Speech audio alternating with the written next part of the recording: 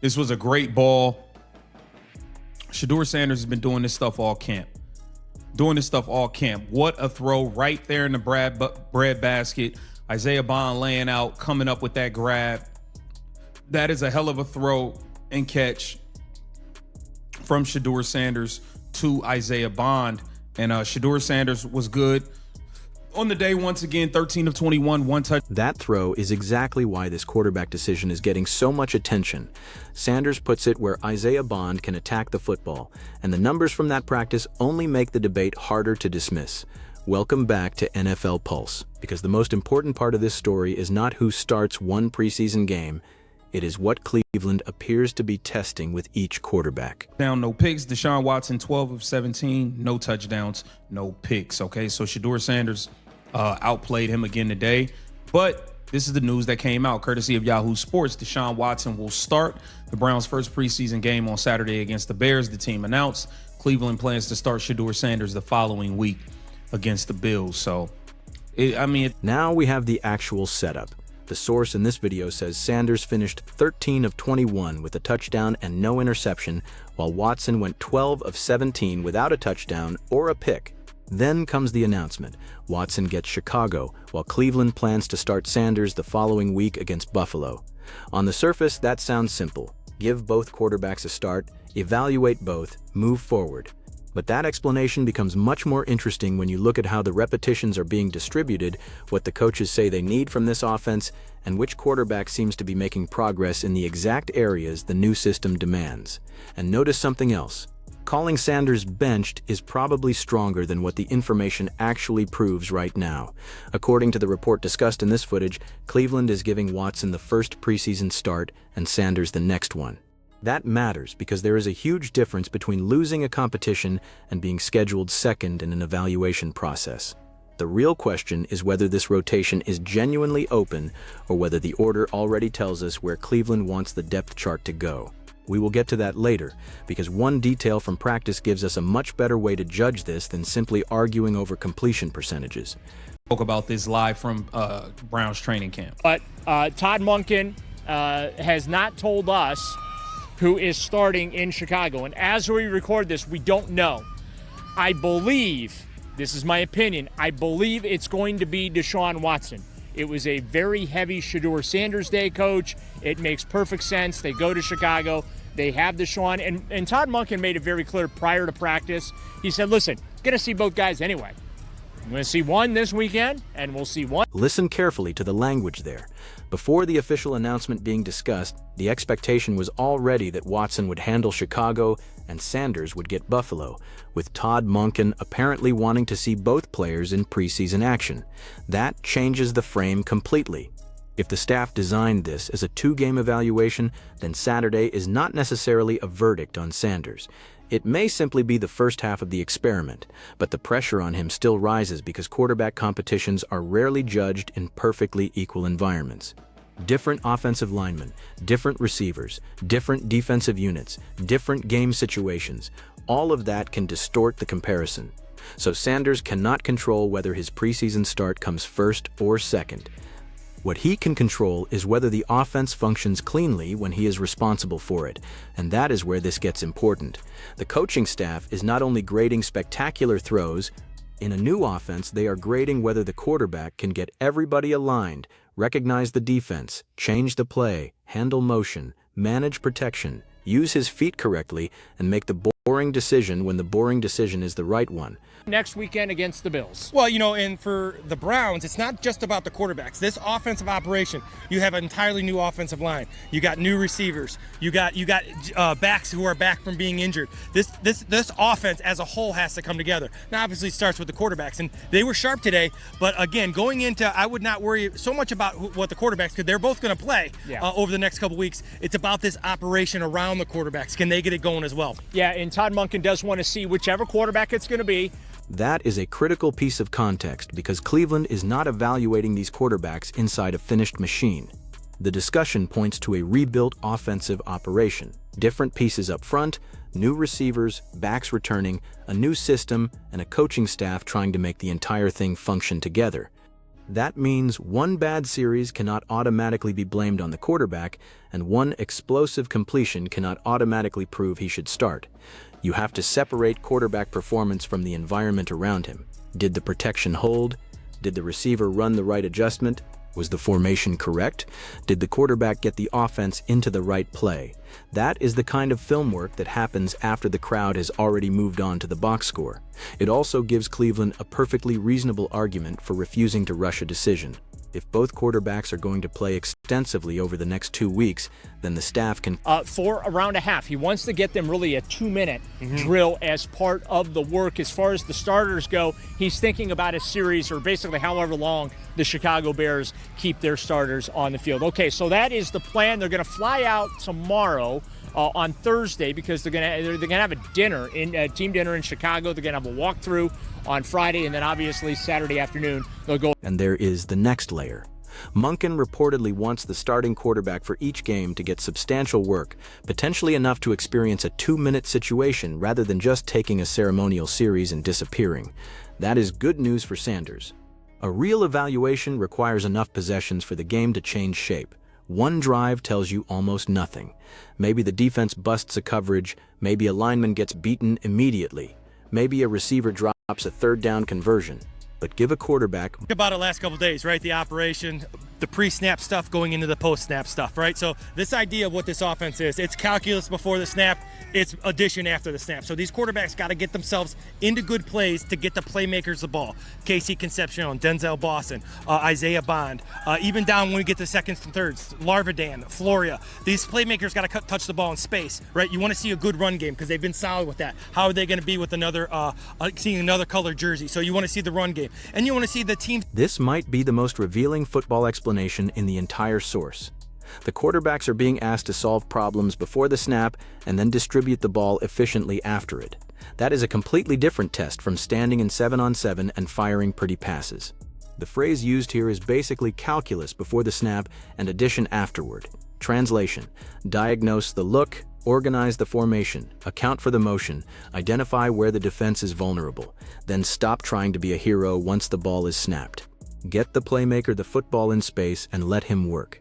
That is why the preseason comparison has to go deeper than touchdown totals. Suppose Watson throws 1 touchdown because a receiver breaks a tackle and runs 60 yards.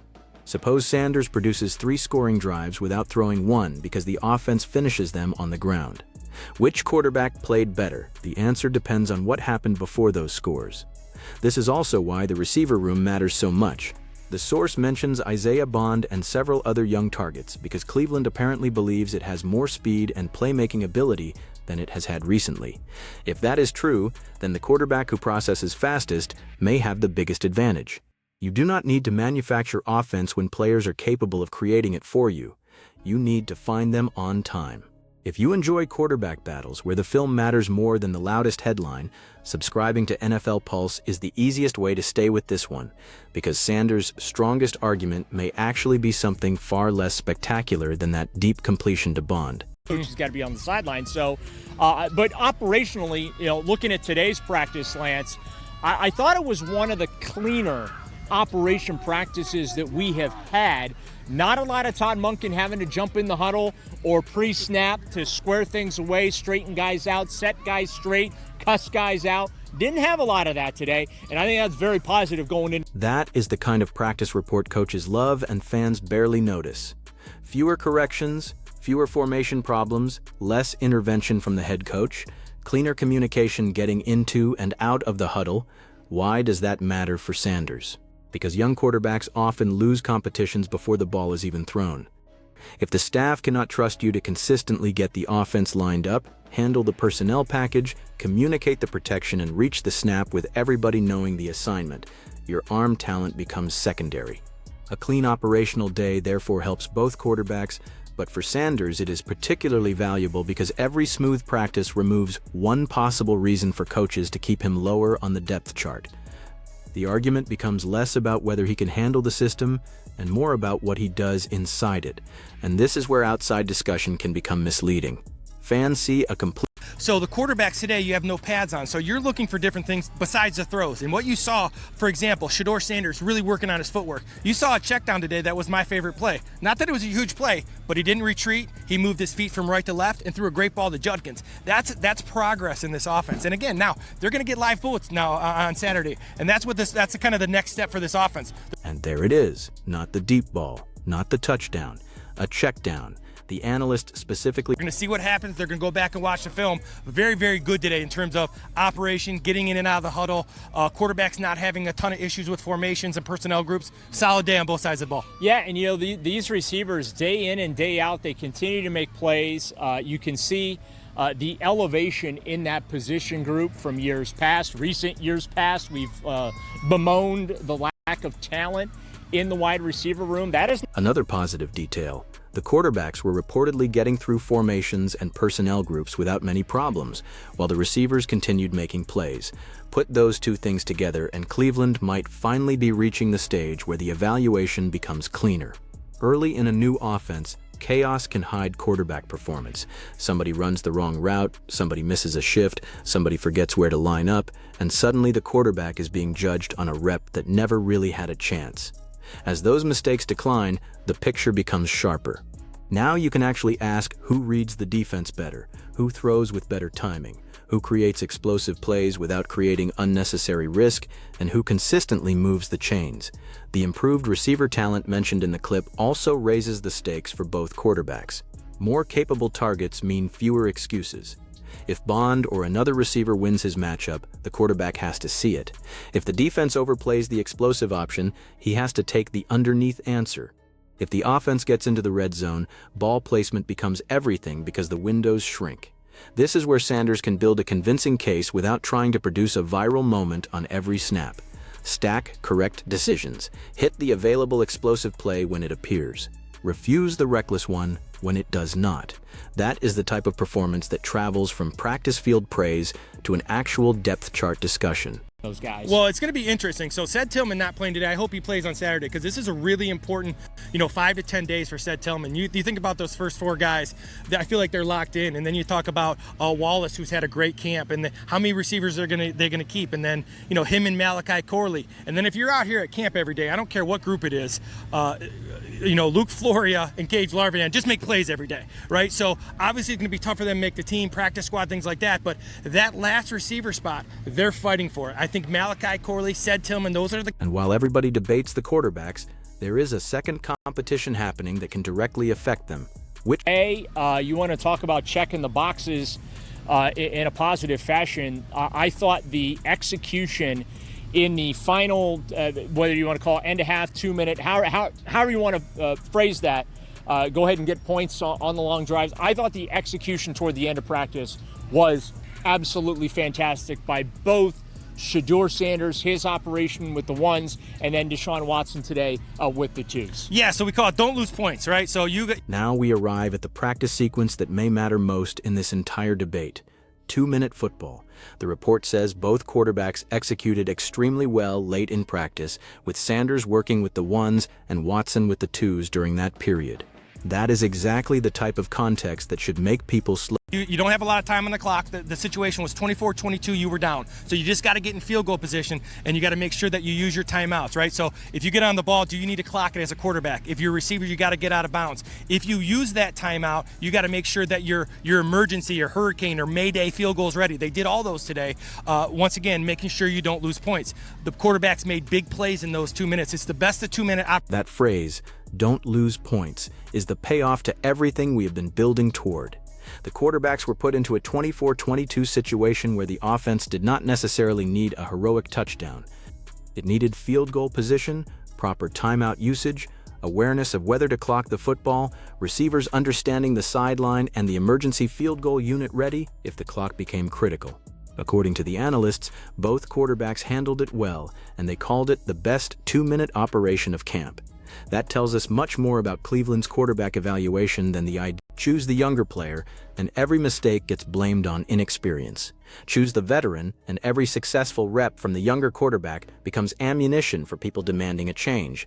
That is why coaches obsess over details that seem boring from the outside. They want a decision they can defend in the meeting room when the emotional noise gets loud. Sanders can simplify that decision by making his own evidence overwhelming. The smartest approach for him now is not to chase Watson. Do not enter Buffalo trying to win the competition with one throw. Do not force a deep ball because social media spent the week replaying the Bond completion. Do not hold the football waiting for something spectacular when the system gives you an easy answer underneath. Play the offense exactly the way the coaches are teaching it. That may sound conservative, but it is actually the fastest way to create explosive opportunities. Efficient quarterbacks stay ahead of the chains. Staying ahead of the chains keeps the entire playbook available. A complete playbook prevents defenses from attacking obvious passing situations. And once the defense has to respect everything, those deep shots become easier to manufacture.